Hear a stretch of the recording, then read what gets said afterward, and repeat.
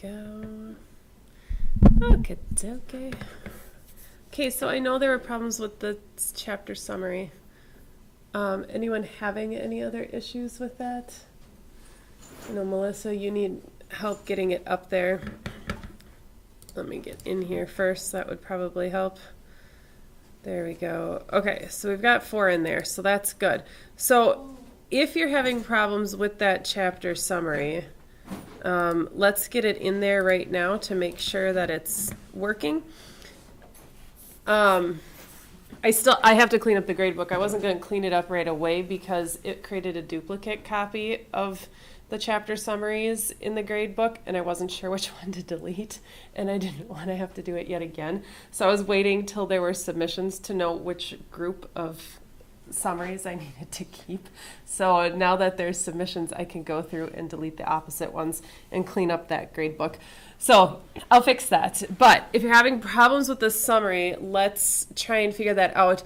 I don't think because this is kind of like a blog, so you should be okay. But I don't think that the issue with submitting work and needing to use Firefox will be a problem here. I think from what I understand, it seems to be more of a when you attach a file, it's an issue in Blackboard. So if you're having issues, were you trying to attach a file too? Maybe no, it was. I wasn't trying to attach a file, no. Okay. So if you're trying to attach a file for anything you do in Blackboard, know that there's something weird going on, that Firefox is the only one where it wants to work. So if you have problems, just flip into Firefox if you're not. And submitting attachments seem to work. I just have to retype my chapter 1 summary because it's not here, so I just have to Do you have it saved somewhere else? Or okay, because all you have to do is hit the create blog entry and then type it in that box. Okay, so I can do that quick, yeah. So that's all you have to do in that box. Okay.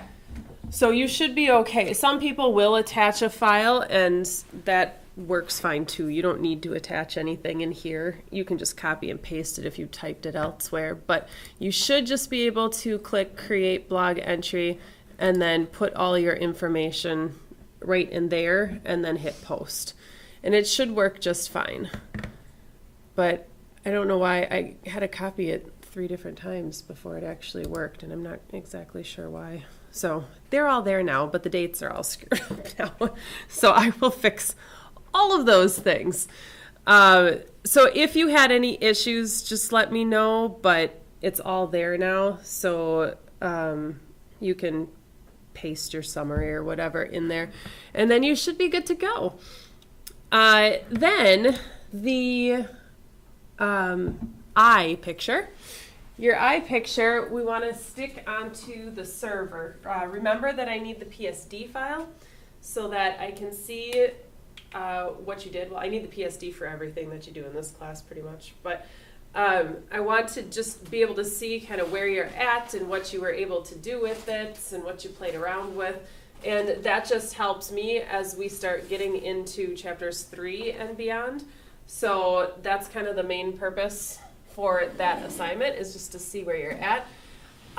So on the server, and I know some of you have me in other classes, so you know where to go already. I really, really want to wash this board with something besides that spray, because this is horrible. Ew, it's disgusting.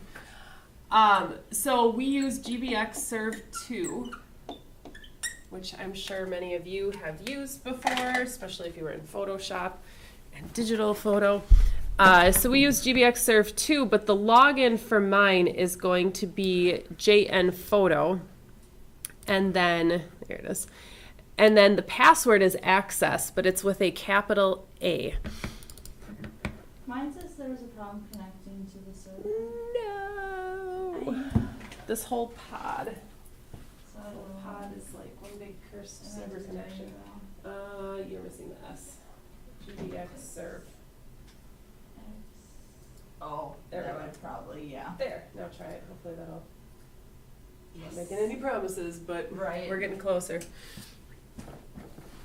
So inside there, you will see a digital editing folder, and for those that I record this for, it's just one folder for everybody.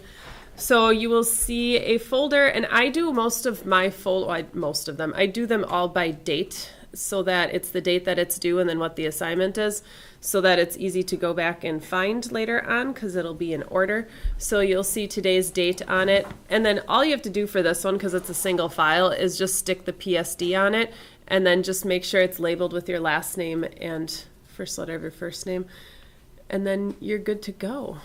So you just have to stick that up there, and then those two things are done. But hopefully you're able to have some fun with the eyeball picture. It's kind of an odd thing, but it's interesting just to see how people play and piece it together.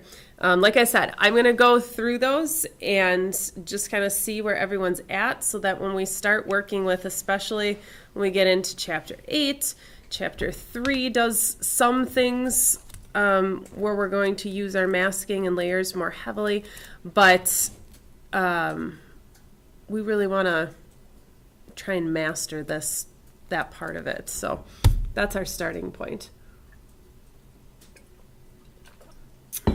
So once we get that up there, I have something I want to do before we start talking about what we're going to talk about today, because today and next week we're going to cover Chapter 2. It's a gigantic chapter, so we're going to take 2 weeks on it. So we're going to talk about raw quite a lot, and we're going to play around. But I want to see what you know about raw first. It's always interesting to see what everyone knows about raw and raw files, or editing in raw and that kind of stuff. So I have a little weird quiz-like thing. It's not a quiz. Don't make it. I shouldn't have even said that because that's not what it is. It's a link. Let me turn this off so you see what I see. There we go. Or I see what you see. I say things backwards today. I need sleep. I'm hoping that tells me what I am hoping. There we go. This is what I want. So it's interesting to find out when it comes to raw what we think we know, and then some of the actual ridiculous details that we don't think we need to know, but sometimes are actually very helpful. So when we look at this, I think one of the hardest ones is that first question where we're talking about levels of brightness. We know the main difference between RAW and JPEG, where one's compressed, one is not compressed. And so there's a lot of data that is stored in the RAW file. But what is some of that RAW data? So when we talk about what our camera can record and what it does record, now granted, the number when it comes to the first question where it said levels of brightness, that obviously may be just a bit different depending on the camera you have, because some of the newer camera bodies, as we go up into like the 40 megapixels and things like that, that may change. Mirrorless is throwing different things out there too. So, but in general, over 16,000 levels of brightness you're able to record, which is insane when you think about that. But that's also why your images appear a little bit different compared to your JPEGs. People say, well, they still look flatter. You know, have you ever compared a RAW and JPEG? I know we talked about this in another class or two over the last few days that some of you are in. But if you've compared it, you know that your JPEG tends to look better, is what everyone says. It always looks better because it's got more contrast. The color looks a little bit better. Well, that's because JPEG doesn't have as many levels of brightness, so it does its auto-correcting, basically, and does what it wants to do. Whereas the RAW file keeps everything. So we actually have more levels of brightness, even though it appears flatter, but we now have the capability of making those adjustments and make the image what we want it to be. So it's very hard to get it to match that JPEG.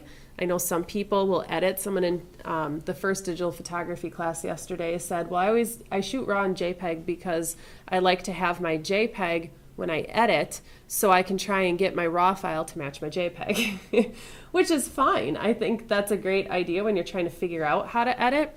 The trouble is you're never going to get it to match because it is so different. You have so much more information that you're never going to get it to match because you have more that you can do to it, and it's going to require more work to get it to that point. So as far as, let's see, I know a lot of you use Lightroom right now. Has anyone used the Camera Raw plugin in Photoshop to edit their raw files? No? Oh, what you're going to find is there's a lot of similarities, so you're going to like that. If you're used to Lightroom, there is a lot of similarities in what sliders there are available and things like that. There are a few different things, so there's a few things that I want to show you. There's actually a couple bonuses in ACR that Lightroom doesn't necessarily have, especially when it comes to different color sliders. There's a few extra color sliders in Camera Raw that Lightroom does not have available to it. So there are a few things, but the process between editing the two is almost identical. It's just a different platform. So having and knowing both will make it a lot easier for you if you're in a situation where I just need to edit this one quick. I don't want to necessarily upload it into Lightroom quite yet or import it. I just want to edit quick and be done to show something. Or you're in a situation where maybe you're working with somebody, they don't have Lightroom, they only have Photoshop. You're going to have to know what to do at that point. So now you can use both. That's going to be our goal over the next 2 weeks. I just want to see what else everyone had answered here. Addition to the Camera Raw filter. We're going to talk about the differences between the Raw filter and the Camera Raw plugin. So that's a very interesting one. There are a few things in the filter that aren't available in the full-on plugin. So we'll talk about why you want to use one over the other. Process a group of raw files, downside to raw files, and then the universal file type. So when we work with a raw file, our camera has a specific file extension that it attaches to it. So we have like a CR2 for a Canon or an NEF for a Nikon. But if we want to have kind of like a PDF is to everything else, where it's universal, anyone can open a PDF no matter what kind of computer they're on or platform they're using, they can use a PDF. That's what a DNG file is. It's a digital negative file. So anyone can open this and it acts as a raw file type. And it's kind of cool. So we'll kind of work through that too. But you guys did awesome. You know good things about raw files, so that's good. I don't want to clear room. I want to sign out. There we go. Let me get out of here. Okay, let's get into raw. I'm going to let that keep processing in the background. So like I said, if you don't have raw files on the server, in our class folder is a book files folder. You can copy chapter 2. Just don't work on it from the server, because if multiple people are trying to play with the same file, that will screw it up. So what we're going to do is first open Bridge. We're not even going to open Photoshop at this point. Oh, do I love Bridge. Anyone use Bridge? It's like fresh meat in here. It's awesome. No one uses Bridge. I love Bridge. You should love Bridge too. I'm going to show you some powers that Bridge has where you can edit your raw file and you don't even have to open Photoshop. It's spectacular. And especially if you have a laptop that you're working on where maybe it runs a little bit slower the more applications you have open, Bridge is going to save a lot of that caching and that memory, and you'll be able to edit your raw stuff without having Photoshop open. It's spectacular. So I had them put Bridge in the dock, so everyone should have it. In the past it was never there, but we use it so often. So Bridge is the BR icon in your dock next to Photoshop. If it's not there, we'll just open the applications folder, but you should be good. Okay, seriously, Bridge is a glorified Finder. So when you have your Finder open and you're clicking through thumbnails and you're trying to figure out what's what, like, I don't know, the list views are fine, the icon view is okay, but sometimes it's too small, then you want to preview it a little bit more. So there's different views, but this allows us to use an Adobe product, view it a little bit more effectively, and then from there we can choose the software we want to open it into. We could do Raw, we could do Photoshop, we could do Illustrator if we were using that, whatever it may be. It's all there. So if let's see, where did I want to use a hard drive. So if you navigate, basically in Bridge, this essential view here, you have across the top, you have several different views that you can flip between. Really the only two you're going to use for what we're doing right now is the Essentials and the Film Strip. So the Film Strip is just a bigger thumbnail, basically, with a grid, much like Lightroom. And then Essentials looks like grid view in Lightroom. On the left-hand side is your ability to navigate to folders and things like that. There's a Favorites tab, so you can snap right to the computer, to the desktop, rather than trying to dig for it. You can make your own, drag your own folder here that you use often if you want to, and then you just have to click instead of digging through and trying to find it. So on that left side, if you navigate to wherever you have some raw photos and just open up that particular folder. Let's see, I just downloaded stuff yesterday. Let's just use that. It will open up your folder and show you your thumbnails, just like grid view in Lightroom. Has everyone taken workflow? Not yet? Okay.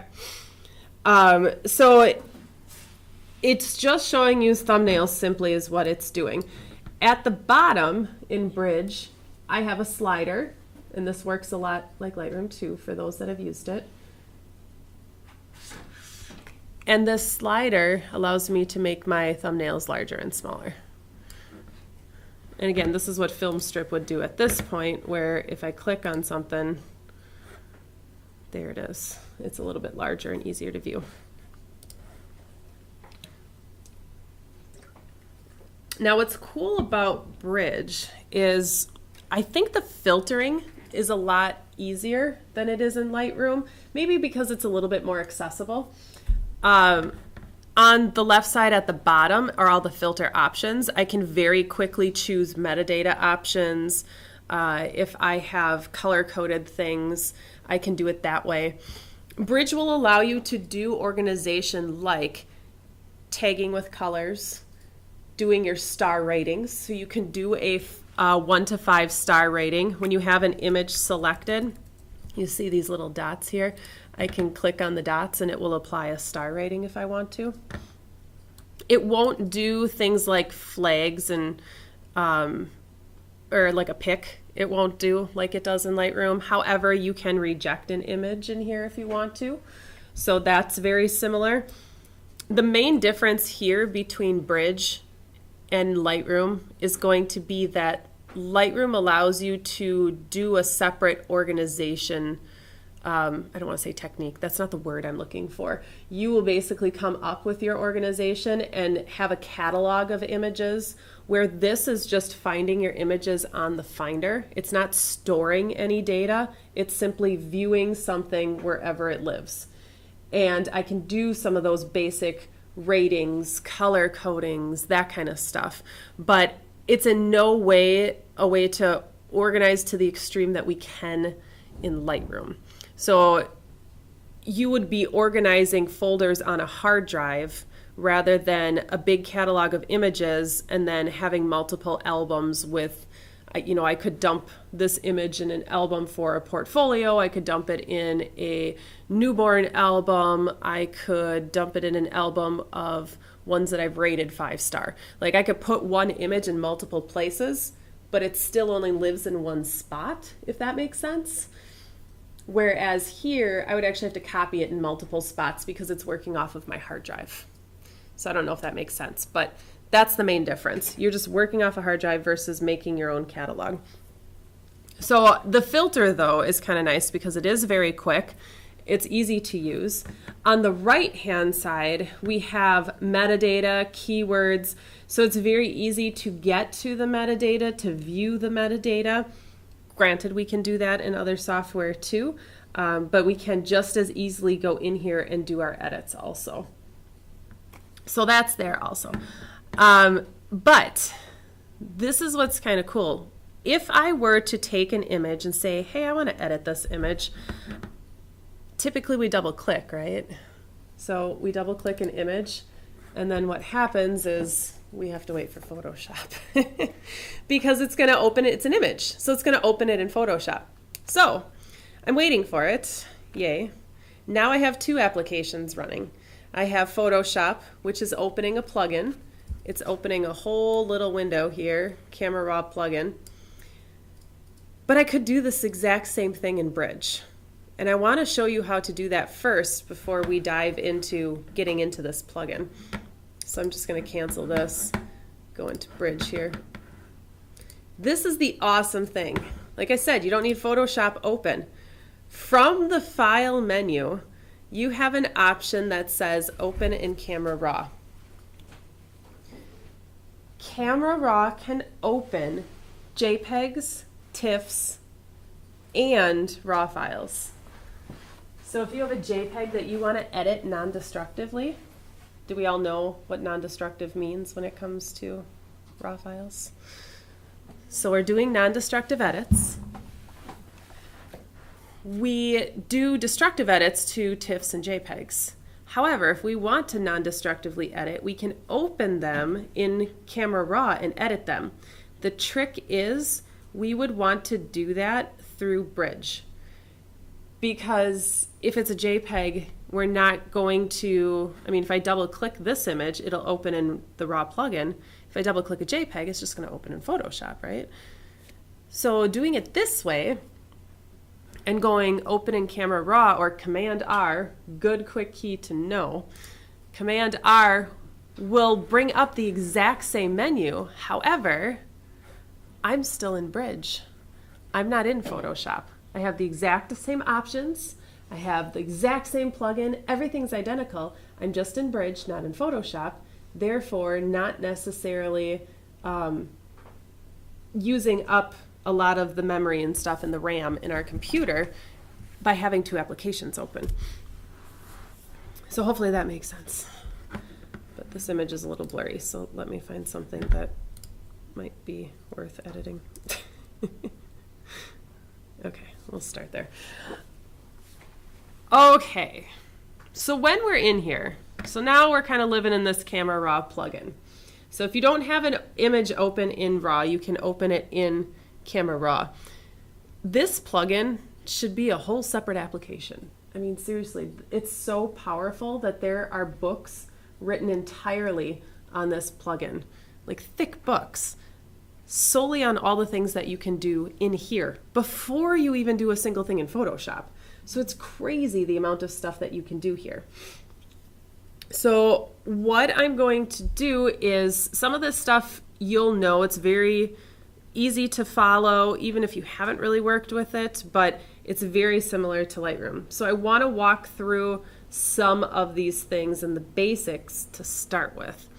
The first thing is that, well, I only have one image open, so I'm gonna, in a minute, I'll go back and I'll open multiple images so you can see something else that it can do. But we'll start with a single image. So we have our histogram here. We have a bunch of sliders here, but we also have a lot of tabs across the top, and I believe they call them panels in the book, and I always call them tabs. I always say it wrong, and someday I'll say it right, but I've always called them tabs, but it is a panel. So your book will refer to them, each of these little icons, as their own separate panel. So you can click on any icon and you'll see we have a lot of different things that we can play around with. Some of the few basic ones at the beginning are very easy to figure out, but I want to point out a few things here. In these tabs, we'll kind of work our way through each one of them, but across the top we also have a handful of tools. And we'll touch on some of those tools more so next week than this week, so I won't worry too much about that yet. But we can do localized adjustments, global adjustments, much like we do in Lightroom. So I can do the gradiated filter. I can do a radial filter where I blur the background or manually create a vignette and that kind of stuff. All that stuff's available to me. But let's focus on the histogram here first. I love this histogram, to be honest. I wish every software operated like this. In the upper corners of the histogram, you see two triangle-ish, rounded triangles, we'll call them. And if you have a white box around them, you have them on. If you don't have a white box, they are off. But this is, now I moused over it, so it's probably already a giveaway, so I can't even ask. But these are your clipping warnings. So your blinkies, basically, like you have in your camera, so that if you blow out highlights, your camera blinks at you. We talked about that in advanced photography with a lot of you on Tuesday. Your camera blinks at you, and it tells you you've overexposed. Not cool. But what we also have, and this is what it will do here too. Of course it won't. I have it on. Here we go. So in RAW, though, what it does is it shows red. Now, this is bad if you have red in your image, like if you have blown out certain color channels in someone with a red shirt or a fire hydrant or something, it's hard to see. So that's the one downfall here, is that it's not blinking at me, much like my camera does. So when you're working with reds, that makes it very, very difficult. My recommendation, if you're working with reds and you can't tell if they're blown out or not, is to just toggle that on and off, and you will very quickly discover where it is if it's there. So you can turn on your shadow clippings, you can turn on your highlight clippings. I recommend leaving those on. Turn them on once, leave them on. You will thank yourself for having those on. It's very hard to tell sometimes where you have clipping and what has clipped. So it's definitely important to have those on and just leave them on. Now here's the other cool thing about the histogram. This is what I love. And this is in more recent updates. So I don't remember how many updates ago this didn't exist, but in the more recent updates, I really, really enjoy that you can mouse over the different parts of the histogram and you can see it says, these are the blacks, shadows, exposure, highlight. Oh, come on, there we go. And the whites. So as you mouse over, you get a gray area, and what it's telling you is when I adjust the exposure slider down here, that's the part of the histogram that I'm fixing, that I'm adjusting, which is kind of cool. But what makes it even cooler is that you can adjust it in the histogram without using the slider. So if you're looking at your histogram, you're like, oh man, these whites are a little bright here. I need to tone those down. I can actually click and grab, you get the two arrows, I can click and grab the whites, and you can see the number below move. It's now at a -12. I can click and grab it. It's moving my slider for me, but I'm doing it in my histogram. So if you know what your histogram should or shouldn't look like, you can just pull it in there and it adjusts the sliders for you. I love that feature. So if I don't have enough in the shadows, I can drag that down, and maybe my exposure needs to come up, which it does. I can click and drag in several areas and try and get that. I don't know how flat I want that quite yet.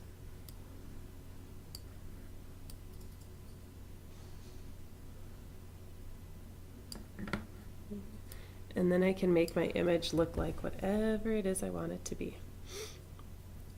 So it is kind of a cool thing.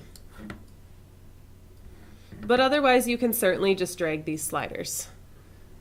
That's exactly what we're doing here. I just like grabbing the histogram and doing it. I'm a visual person. We're photographers. We tend to be more visual. So that's one cool trick. Anytime you mouse over your image, when you need to know what your RGB data is, wherever your mouse is, it will show you that RGB data. So if you're unsure, if you don't have your clipping warnings on, and you're like, is that blown out? You can just mouse over it and then read your RGB. So it's 246. So I'm not blown out. I haven't blown out my highlights yet, so we're good. So you can use that for things. The only thing I wish it did that it doesn't do, that we get into in Photoshop a few weeks down the line, is the ability to switch between RGB and even CMYK when we're doing color correction. We'll be talking about color correction, and when we do color correction, we work off of CMYK color values more so than the RGB, which sounds weird now, but it'll hopefully make more sense later.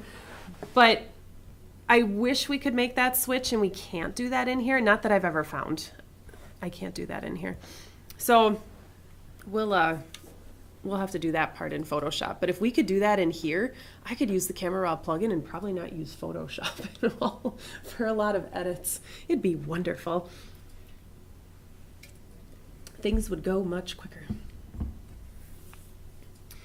But if we look at the rest of the basic panel here, the most recent updates, so we're using 10.3 right now. If you have Creative Cloud at home and you have auto updates, you may have 10.5 already. 10.5 was just released a few weeks ago. So this isn't the most current version, but there weren't, from what I read, there weren't a huge amount of changes between 10.3 and 10.5. So you're fine either way. But if you have a version older than 10.3, there are a few changes that they have made. One of those things is in the basic panel where we have a treatment option in addition to profile. Profile has always been in another tab, buried a little bit, but people use it quite a bit that they shifted it over to the basic panel.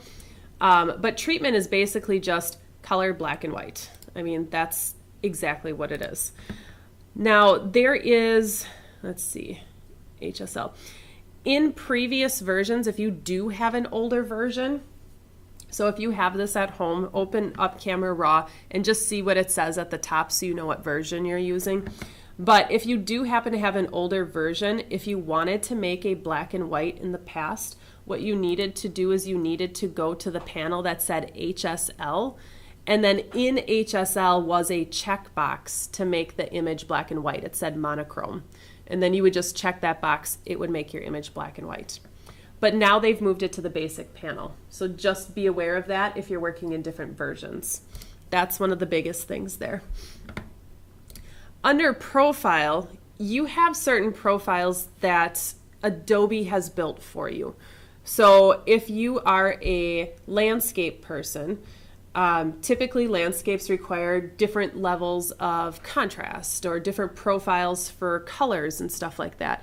So your camera has the ability to change that. I don't know if you've ever looked at that before, but there's a menu item, depending on the type of camera you have, where you can adjust the profile based for the type of photography you're doing. Now, this is not a scene mode on your dial. It's buried in a menu where you can change the saturation, the contrast, and that kind of stuff. This is similar to that. Obviously, we're doing it after the fact, but it's similar to that. So I could choose landscape, and it will attach a profile that's more typical to landscape. Like I can immediately see more greens in my image. I know you can't see it up there because the monitor's displaying it differently. But I immediately see more greens in my image. So it's richening greens, which we want in landscapes. If I go to a portrait, what the portrait's going to do versus the basic Adobe colors, that's going to work a lot with the saturations and the contrast. So each profile's different. You can play with it a little bit, but that too used to reside in a different spot. So do keep that in mind. It was, let's see, and they changed the name of a couple of these in the recent version. It was under calibration. Calibration used to have a different name too. But the profiles used to go underneath there. So if you have an older version of RAW, you will have to find the profiles under that calibration panel, not tab. I'll get there. I promise I'll stop saying tab. So those are the two big things that you're going to notice between different versions. But otherwise, everything's the same. Your color, your white balance, your color temperature, that operates like it would anywhere else. You have a temperature slider, you have a tint slider, because it's not just the blues and the yellows, but we have greens and magentas that go into our white balance. So, we can adjust both of those things. We do have our drop-down menu with the different presets that are in our camera, so it will set it to exactly what it is in our camera. We can do it that way. But I will show you one tool. That's the white balance tool. And this confuses people because we're used to the eyedropper in Photoshop and how it samples colors. This eyedropper tool is the white balance tool.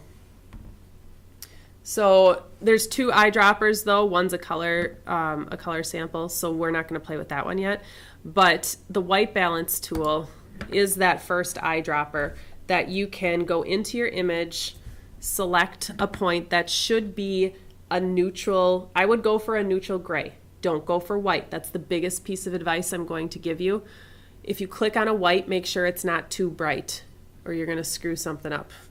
I don't know if I have let me see if it does it on this spot. There we go. If you do that, she's not the cute baby that we photographed a week ago. She's now, I don't know, she's Elphaba. That's what she is.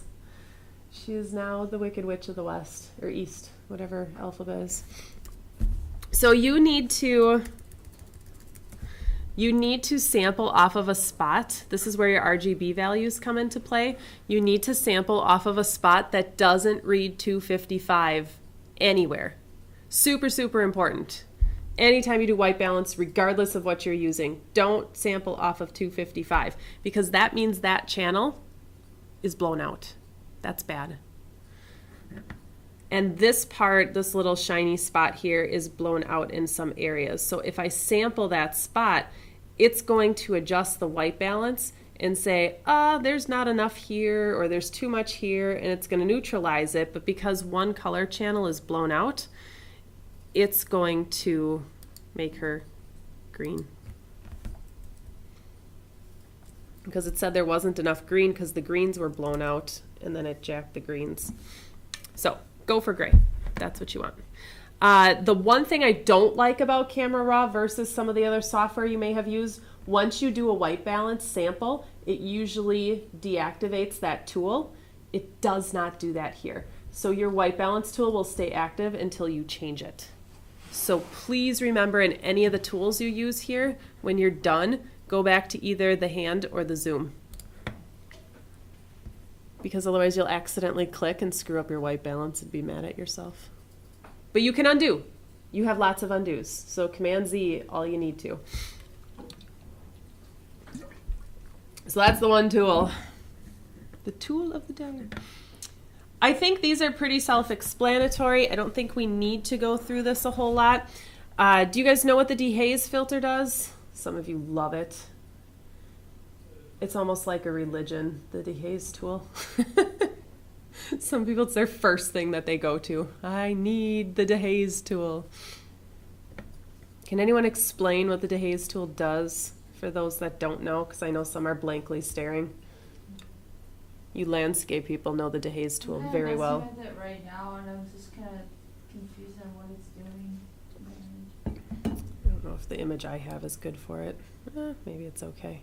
So some images that I was messing with, it's good for it, but then some I'm like, oh no, that doesn't look good with it. Yeah. You gotta have the right image. Yeah. That's for sure. This image that I have is not the right image. Let me do I have, And I wasn't sure what it did. Let me get more of a landscape I here. definitely like the clarity. Clarity is awesome. Okay, let's talk about clarity for a second here. Clarity, what do you think the clarity does? Clears it up.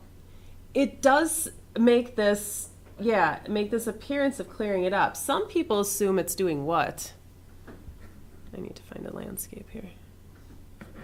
Let's do Alcatraz. This isn't a good shot, but I feel like my understanding of it, like it makes it more like professional looking. ah. Is what my understanding So what people assume clarity does is that it sharpens. Right, basically, yeah. It does not. Clarity is not a way to sharpen. There are sharpening sliders for that, or sharpness sliders. Clarity has the look of sharpening, but here's what it's actually doing. It's like I like to call it a smart contrast. That's what I would call it. So when you work with the clarity slider, what it does is it finds areas of contrast, like edges and stuff like that. So where there's a bright edge with a darker edge. And what it does is it enhances the contrast of those edges. So because it's doing like a smart contrast just on edges rather than the whole image, the contrast slider does everything. Because it just does areas of contrast or edges of contrast and enhances that, it gives the appearance of sharpening because it's doing edges. But it's just doing contrast of edges. So that's what the clarity is doing. I consider some of these sliders down here to be more, I shouldn't say some, they used to group them differently. The clarity and the vibrance, I call those, it's not the proper term, this is just me. Clarity is a smart contrast and vibrance is a smart saturation. So we all know what saturation does.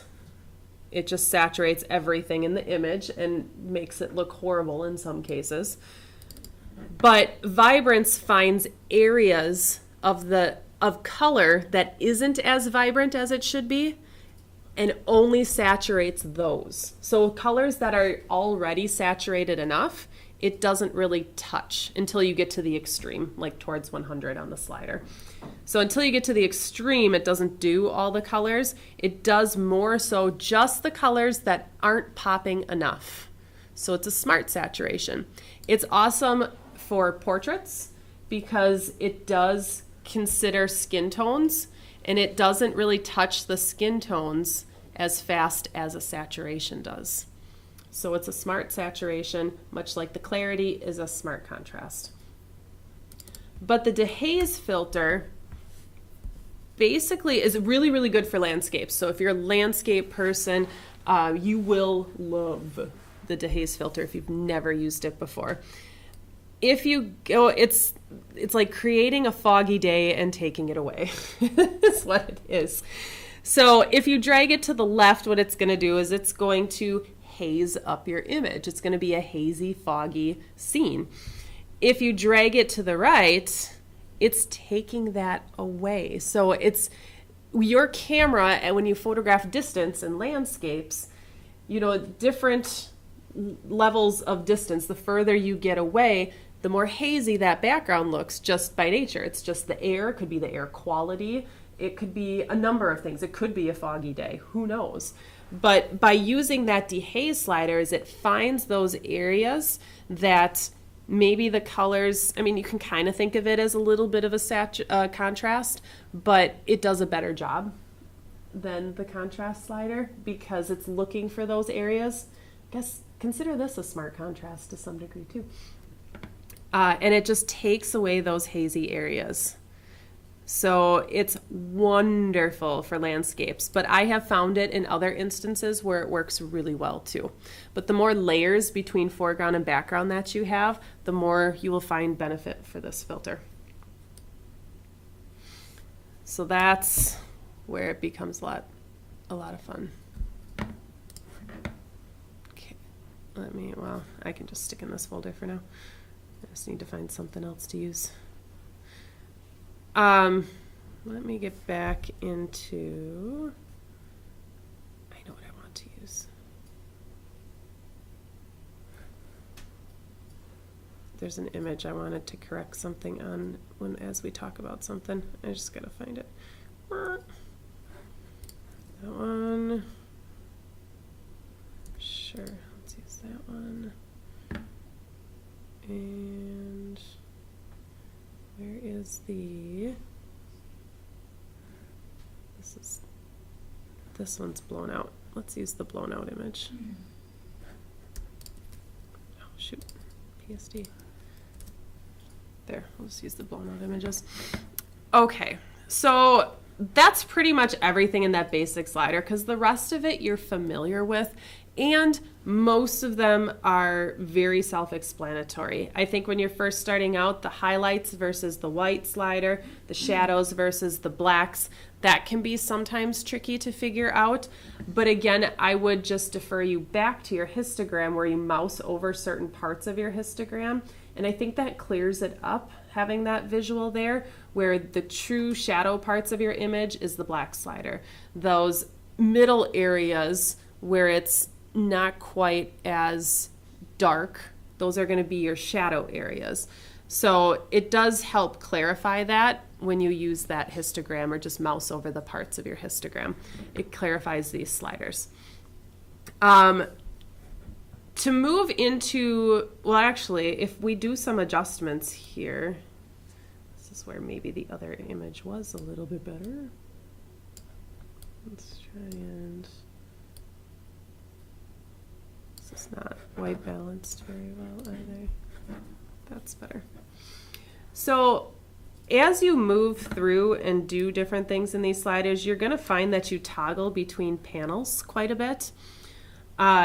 The basic panel is great for quick adjustments, but you often have to fine tune and go just a bit further. And that's where some of these other panels are going to come into play. So to click on, we can click on any one, but we'll kind of work down the line here. To click on the next one, it's called the tone curve panel. Think of it as like a good combination between curves and levels in Photoshop, because you get the best of both worlds in here. Within the tone curve panel, there's two tabs. There's parametric, which just seems like a really big word. And then there's point. Who loves curves? Nobody. I'm going to be the only person who loves curves in here. Curves is intimidating. Has anyone used it before or attempted to? It's very intimidating. Okay, so if you've tried it, you're probably like, I hate this.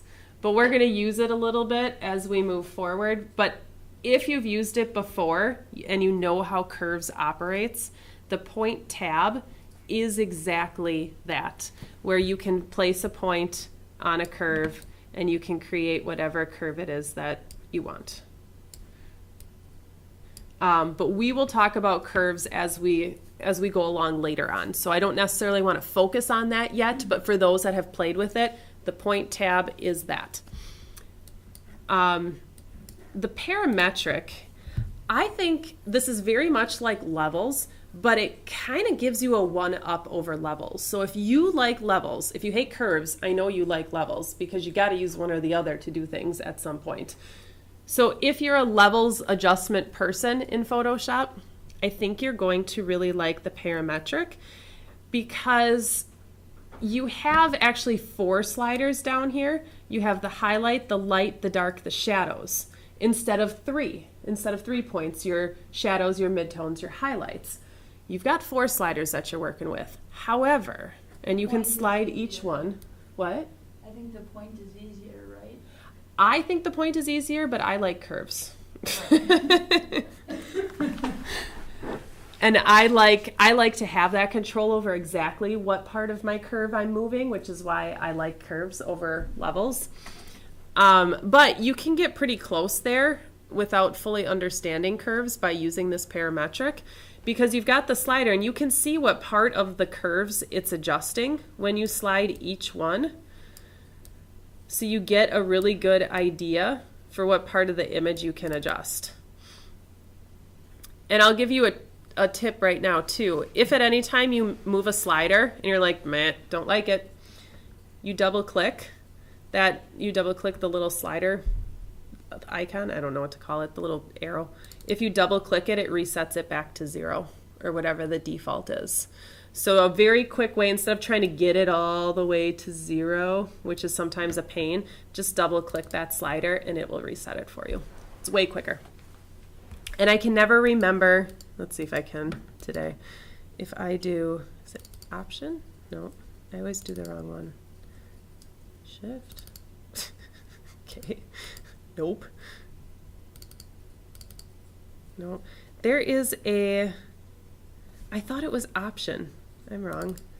I will have to look it up, but there's one key on the keyboard. I thought it was option, and then if you double click on one slider, it resets all of them, but none of the ones I've tried have worked. So I'm gonna have to look it up again. I thought it was in the book too. Maybe, I'm trying to remember where I found that, if it was in the book or if I read that somewhere else. I'll find it and I'll get it for you. But there's a way to hold down a key and double click one slider and reset all of them to make your life easier. But I could also be thinking Lightroom too, because one does it and one doesn't. And that might be what I'm thinking of. So the other thing about the parametric that's kind of cool is that you can adjust, and I don't know how to explain this, but you can adjust where the curve adjusts. I know that makes no sense. So you have 3 sliders up on the graph too. That'll say 25, 50, 75. So if I'm adjusting not the highlights, if I'm adjusting the lights slider, what it's doing is it's pulling from this area of the curve, and it's pulling from a set point, a default set point between 50 and 75. It's more so towards 75, but it's pulling from this point, and it's pulling up when I slide it to the right, and it's pulling down when I slide it to the left. But if I'm working with a part of the image and I'm like, well, it's not quite the highlight, but it's not quite the light, it's somewhere in the middle, I need to adjust here, you can change that point. So I can say, I actually want you to pull from closer to 86. And now when I do it, it's pulling from that point. And you can see it affects the highlight slider too. So you can change where that kind of that midpoint is for that particular slider, if that makes sense. It's really hard to explain. Maybe the middle one is a little bit easier to show. No, shadows. I wish they would put these in order. Drives me nuts. Oops. Yeah, it's hard to, here we go. Maybe if I just make a curve and then pull it. If I pull this point, so here's that midpoint right now. So when I play with the light and the dark to create some contrast, it's pulling from down here. But if I move it, you can see it actually adjusts the curve and where that curve starts and ends for each slider. So it's hard to explain, but I think once you play with it, it makes sense. Maybe, hopefully. So I think it gives you more control over a levels adjustment than levels would in Photoshop, because you have 4 sliders and the ability to set the point of where it's pulling it from. So that's what Tone Curve's gonna do. Tone Curve's kind of a cool thing. Now, the last thing that I think, no, I want to do 2 more tabs, and then I'm going to give up on the tabs this week, and we'll do the rest of the tabs next week, because there's some more things that we'll play with next week where these will come into play more. So we'll just go through the next 2 panels, not tabs, darn it. We'll go through the next 2 panels. So the detail panel, I think is pretty self-explanatory. I don't think there's a lot to talk about there. If you've done sharpening before and noise reduction, that's exactly what this is doing. The only thing to know is, and we'll come back, and there's actually a chapter where we focus in on sharpening a little bit more, and we'll come into raw, and we'll work through basically some recipes where we set the sliders to certain amounts for portrait versus a landscape versus other things. But the one thing I want to point out here, and let me pick a different image because I think it will show a little bit better on a different image. Do I have something a bit closer? That would make sense. That I actually want to use. I need a close-up of like her face. All right, this isn't a good image, but we're going to use it. So as I'm making adjustments and stuff, I need more highlights. Let me just do some adjusting here.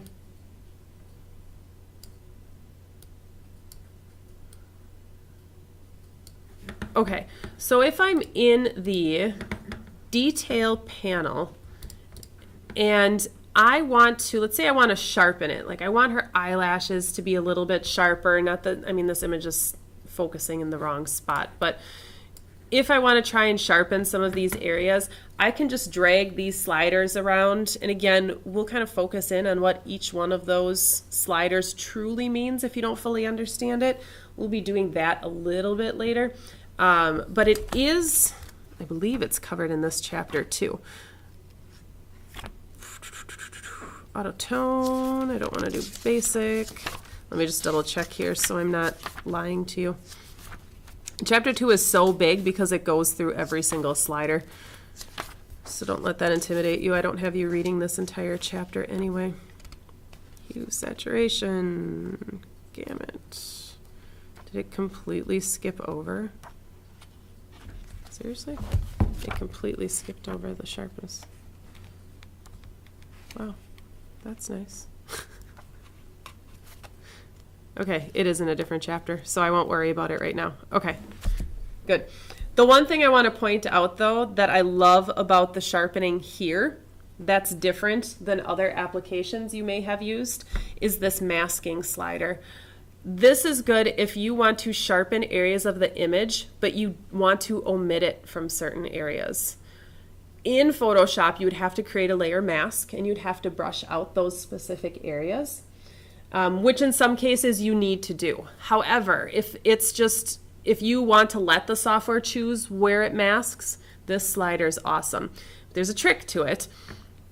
I'm just going to over sharpen this image quite a bit. I have a question. Yeah, go for it.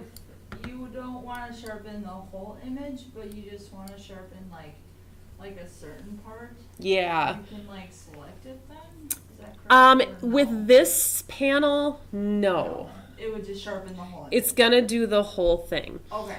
So if you wanted to sharpen a certain part, then you'd go into like Photoshop or something? There are some things that you can do here. Okay. And that is one thing that I'll be showing you next week, where we can do a localized adjustment. So I can brush in certain adjustments, just like you did in Lightroom, Okay. where you could brush where it's sharpened. And there's a trick to those settings too. Okay. So we'll talk about that because it refers back to this, where whatever settings I put here is what it uses when I brush with that adjustment brush. Right.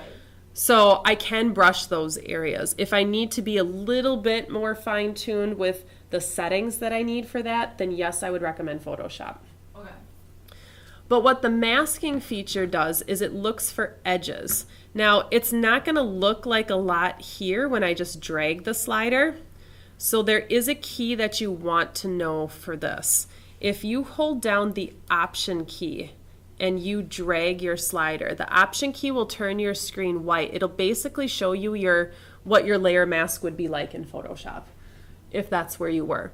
And as you drag it to the right, the areas that turn black are masked out. So the areas that are white are still being sharpened.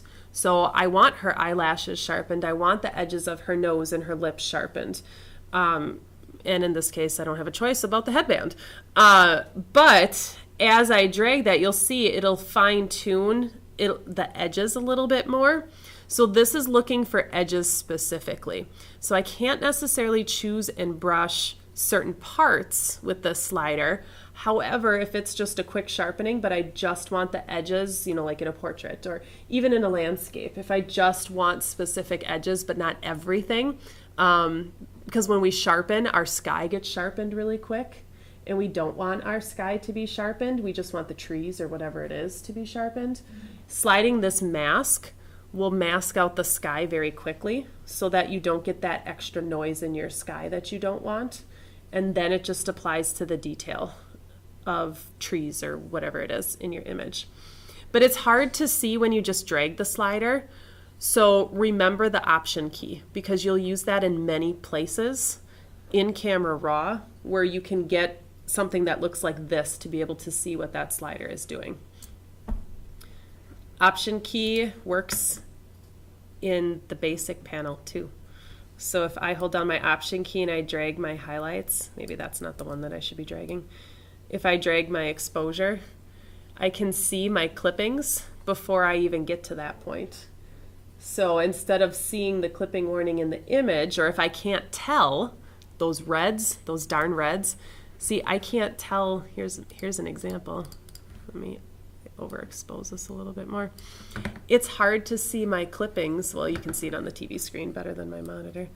But it's hard to see where the clippings are in the red headband because it's red. So if I toggle it on and off, I can see fairly well where it is, but there's still some areas I can't see well.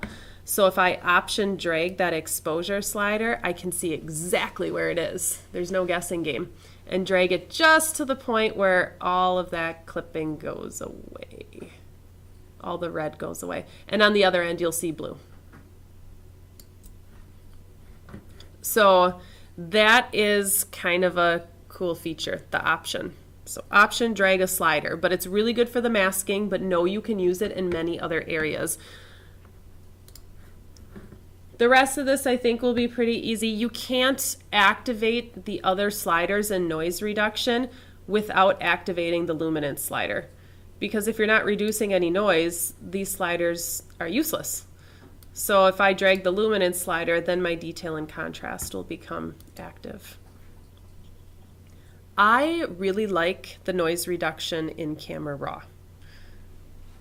I hesitate saying I like it more than noise reduction in Lightroom. I hate the noise reduction options in Photoshop and the filters. I don't think they do as good of a job. I think Raw does a way better job and Lightroom does a way better job. But I'm borderline gonna say that I like what it does in Raw over Lightroom. But they're very, very, very close. That there really is such little difference. I kind of like the control a little bit more here, even though it's almost identical. But noise reduction here, and again, we'll touch back when we do our sharpening stuff. We touch on noise reduction also, so we'll kind of come back to that. But that's where it lives. And then the last panel that I want to talk about is the HSL adjustments. It's probably pretty easy to figure out, but do you know what HSL stands for? Someone knows because it's staring you in the face. Anyone want to take a guess? HSL? Hue, saturation, luminance. It stares you in the face when you click on the panel. Hue, saturation, and luminance. So this panel is where Camera Raw excels above options in Photoshop, options in Lightroom, because you have 8, if you counted them, 8 sliders to use, whereas everything else gives you 6 sliders. The addition of purples and oranges can be life-saving sliders when it comes to editing images. That orange slider, now again, I do more portraits than anything else. The orange slider for me is a life-changing slider. And I'm just going to give the example of a family portrait I had to edit, and I couldn't get the skin tones right on one person. And that one person, now I'm not ripping on tanning beds, but that one person hit the tanning bed way too often, that they had this orange glow to their skin that nobody else had. So when I'm trying to correct skin tones, I couldn't get this one right. It was such a pain. So I was having huge issues. And what I found when I finally decided I'm just going to take it in Raw, see if there's something I can do, that orange slider adjusting the hue and the saturation fixed it.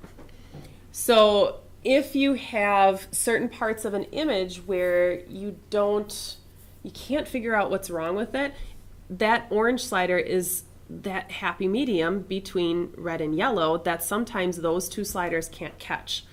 Again, it depends on the type of image you're working with, where purple would do the same thing, but that slider is amazing. So the hue slider, and I think you guys have played with this before, so I don't need to go through it too much. It's very visual in here too, which is nice, that the hue is going to adjust the color of that particular color. That sounds weird. So if I'm adjusting, and reds and blues are probably reds and greens are probably what we adjust the most. So if the red in my photograph is not what it was in person and I need to fix that, or my camera couldn't capture the color, reds are the worst for your camera to capture. They either go too magenta or too orange and you have to fix it. And then when it prints, it goes a whole nother direction. So the red slider, if I drag it one way, you'll see it turns it more magenta, and obviously visually on the slider, the other way makes it orange. So you can adjust just the one color of the image. Now it will do all the colors. So her lips are going to be magenta, her lips are going to be orange. So it's not going to, I can't mask that. So that is one downfall. However, slight adjustments, you're never going to notice that across the board. Yeah, look at that. She's pretty orange. That's crazy. You think like babies are often jaundice, so you have to work with the yellow, but the yellow wouldn't get me what I need, and neither would the red. That orange slider is exactly what I need to fix her skin. That's not the way to fix it, but that orange slider is necessary for newborns too. But the hue will do the color, the saturation will do the saturation of that particular color, and the luminance will do the lightness and darkness values of that color. There'll be tips and tricks more so in print and portfolio when we're getting ready to print an image, where we'll probably come back to this a little bit more. But we look at something on our computer and it looks a certain way. We print it, it prints a different way. So we have to know some of the tricks, especially when it comes to reds and greens, to get them to print the way that we want. And usually the HSL sliders come into play at that point. So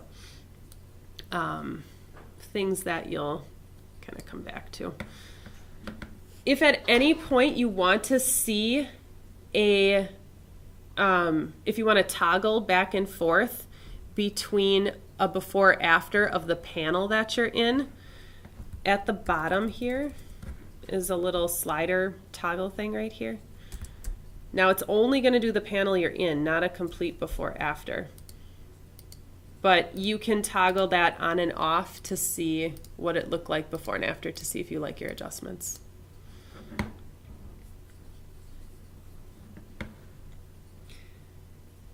There is a quick key to toggle before after, and I'm drawing a complete blank right now.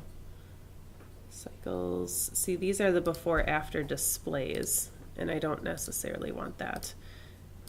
I'm completely blanking on what it is. Oh no. It'll come to me. It'll come to me, but there is a quick key. I'm gonna hit the wrong thing. Yep. There's a quick key to toggle your overall before after of your image. And I am seriously blanking on what it is right now. Okay, I'll get there. I'll find it. You can toggle back and forth between your before after by going back under this little flyout menu next to the title of the panel that you're in. It doesn't matter what panel you're in, it's the same flyout information. But you can at any time go back to the beginning by clicking Camera Raw Defaults, and that will go all the way back to the beginning. So it's one way to undo absolutely everything. But there's something I'm forgetting in here. No, that's it there. So those are the panels that I want to go through. Now, there's one more thing that I would like to touch on here today before we finish. Like I said, next week we'll go through some of the rest of this stuff. I want to talk about a localized adjustment. So far, we've only been doing global adjustments where what we do affects the whole image. I want to go through some more localized adjustments next week, which will be familiar to some of you. But also, one of the biggest thing is going to be some of these last couple of panels that we have. We have some ability to do presets, to do something called snapshots, which is so much fun. So much fun. I make it sound super exciting.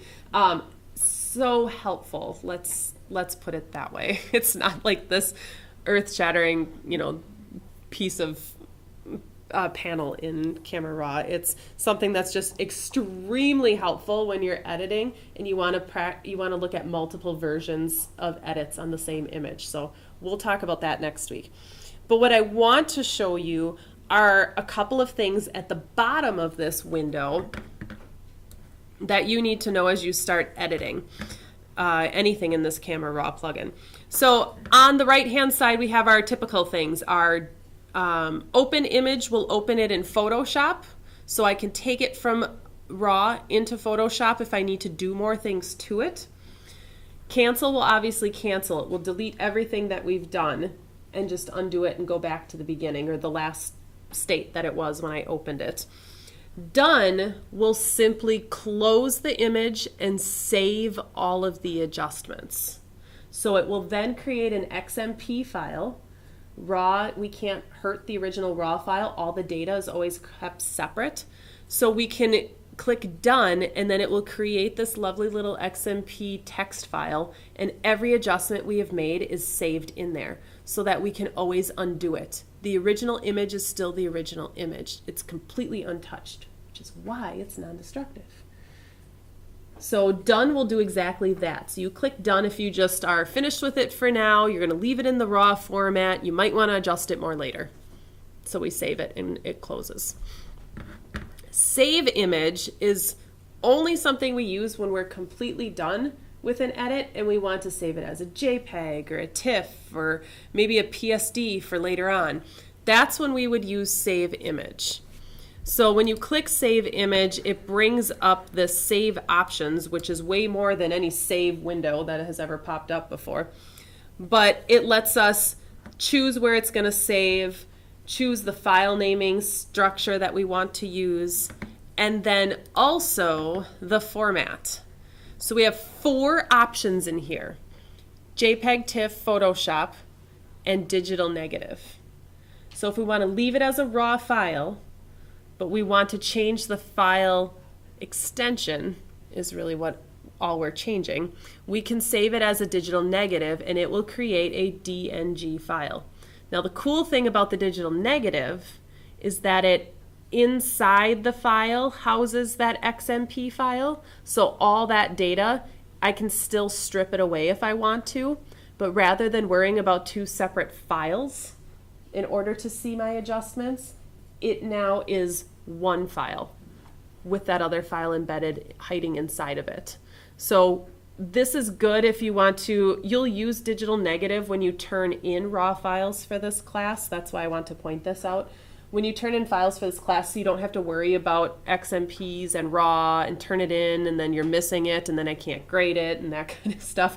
You're going to save DNG files because then the adjustments are inside and I can turn them on and off to be able to see your stuff. So you'll save a digital negative and then click that save button when you're done and it will it's basically exporting, but it's doing a save as essentially. This file extension, everyone asks me this, you'll see in this drop down, it'll automatically change when you change your format. But in this dropdown, it has a caps and a lowercase. There is no difference. I have yet to figure out why that's necessary to have both. It's the same stinking file. I know typically PCs will either, I think PCs do all caps when you create like a JPEG or a file extension. I think it does all caps if I remember correctly. And typically Macs do all lowercase. But it's the same stinking thing.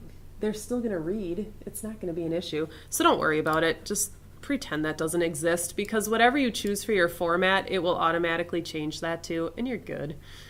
So I would just leave it. But then when you're done, you hit save. if you're doing multiple files at once, and we'll talk about multiple files next week, but once I hit save, and I'm not going to here, but what it does is it has a little spinning wheel down here, and it has a countdown. So if you have 5 images that you're saving as a JPEG, it'll count down 5 images remaining, 4 images remaining, 3 images remaining. So it will count down, and then it will disappear when it's done. That's how you know it's finished saving. If you do one image, it's really quick. But that's what save image is. So you only need to click it if you're done with it in RAW and you want to essentially save as a different file. Otherwise, a lot of times what you'll do is you'll open your image into Photoshop to continue to edit after you do a RAW adjustment. But I want you to momentarily hold down the Shift key and see what changes when you hold down the Shift key in RAW. You don't even have to mouse over anything. Something changes when you hold and let go of the Shift key. Did you find it? Yeah, it says open object. It says open object. Anyone know what that is? It says open image, and then you hold the Shift and it says open object. That's weird. Anyone use smart objects? Do you remember smart objects? I know you were introduced to smart objects. You may not fully understand how beautiful smart objects are quite yet, and that's okay. But you can open this image as a smart object in Photoshop. I think that's a wonderful thing to do. And I'm just going to show you this briefly so that you kind of get a basic idea of what it does. If I hit open image, what it does is it's saving my adjustments to the raw file, but now it's going to open my image in Photoshop, maybe. Slowly. Someday. There it is. It's opening my image in Photoshop so I can go ahead and do stuff. Now here's the problem. I'm doing whatever it is I need to do. Maybe I'm retouching something. Let's just use a J. Come on. Why are you not going? So maybe I'm just trying to take out, I don't know, this is not doing a good job here. I have this set weird. So I'm trying to take some stuff out and looking at it, I'm like, man, I should have adjusted her skin tone a little bit differently. Well, I need to go back to the raw file. So I can't. I'm going to have to close this. I'm going to have to not save it. I'm going to have to go back to the raw file, and then I'm going to have to start my retouching all over again. That sucks. So if I'm in here and I hold down my Shift key and I hit open object, and then it will open in Photoshop, apparently eventually. There we go. And now I have, you'll see the smart object icon in the layers panel. So I have the thumbnail there. Now I can start retouching to my heart's content. Do whatever it is I need to do. It's going to do the same thing. And I'm like, man, her skin tones, they really stink. Guess what? I can fix that. And I don't have to start all over again. My smart object, if I double click that thumbnail, it will open it back in RAW with my RAW adjustments. I can now adjust whatever it is I need to do to make myself happy.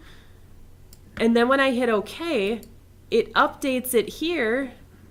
Now, of course, I adjusted my exposure, so that did screw up my stuff over here, but pretend I was doing something else. So now I look at it, and now I can just keep retouching. I can keep doing whatever it is that I was doing because it updated my file, and I'm back in Photoshop, and I can go ahead and continue. Or maybe that wasn't what I should have done. Let me undo my edit contents here. Maybe I'm looking at the reds, and I'm like, those reds aren't right. So I go back into my RAW, I go to my HSL, and I want it more orange and more saturated. No, take the yellows down a little bit. Man, this is a really bad adjustment. And I hit OK. It will update my file, but now I still have my retouch and all that other stuff that I can continue doing. So the smart image, opening as a smart object, is sometimes a better idea if there's a chance we need to go back to that raw file. And you never know when you're going to have to go back to that raw file. So I think it's a good idea to do it that way. Maybe even get in the habit of doing it that way all the time. And I can show you how to force Raw to do it that way all the time if you want it to. So I'm going to hit don't save. But that's where you would do smart object, or that's what the smart object would do, I should say. So the only other thing I want to show you here is this little bit of information across the bottom. This tells us our workflow, essentially. So what this is telling us is that I'm working in an Adobe RGB color space. I'm working with an 8-bit file. Here's my file size. Here's how many megapixels that the image was photographed in, and my resolution. But I can change that. And I can change other settings too. This is a clickable link, and I think this is overlooked because we go to menus for things. So I find it a little weird that this is a clickable link no one knows about. But when you click it, it brings up a window, and these are your workflow options. This is where I can change the color space that I'm working in. If maybe I photographed in Adobe RGB, but I have to send this out to a lab that only uses sRGB, I can go in here and I can change that. I could change the bit depth too if I wanted to. I could automatically resize the image. Maybe I know that this image is only going to be used for the web, so I don't need to be working with such a big image. So when I open my images or the workflow I want to use on this particular set, I want this to resize and make it smaller. I can choose that. Or I can just choose to leave the size but change the resolution right off the bat. Then I have my output sharpening, so I can choose to do a basic sharpening when I save my images, maybe as a JPEG. I'm not going to worry about that quite yet. I like to have a little bit more control over that, so I don't typically do that. But this is the option I wanted to show you, was this checkbox. Open in Photoshop as smart objects. Here, let me change this back here. If I click that button and hit OK, you'll see it says open object all the time. So it will always open as a smart object. So if that's what you like to go into Photoshop with, is a smart object, go into that workflow option, check the pretty little box, and then it will always open as a smart object. Now if I ever want to open that as an image, I simply hit the Shift key. That Shift key will always toggle from one to the other. So your open as image is not gone. It just will default to the object. Hold down the Shift key if you just want to open it as an image. So that's how that works. So that's totally up to you what you want to do, but that is where you find that option, just so you know. I'll uncheck it for now, but. So yeah. So that's kind of our starting point with RAW. Again, some of this is going to look familiar to you, but it's a matter of knowing where it is because it's a different software. So like I said, so next week what our goal is going to be is we're going to go through the rest of these panels. We're going to work through a few of these tools so I can show you some of that. And then, here, let me cancel this. And then I have your raw assignment that I will give you at that point. So because this is such a big chapter, I'm not giving you the raw assignment until we finish going through those parts. So you don't have an image assignment to do this week for next week. In fact, the chapter summary that you have isn't due next week either. It's due, both items will be due week 4. So you actually have 2 weeks for the assignment. However, I'm putting the reading for the summary, I'm putting that information up there now because chapter 2 is huge. It's like 150 pages. We're not reading 150 pages. I pulled out the pages that I want you to read. There are a couple sections that I listed as a review. So if you're not as familiar with, like if you haven't used Lightroom, you might not be familiar with some of those sliders. And the book goes through all of that.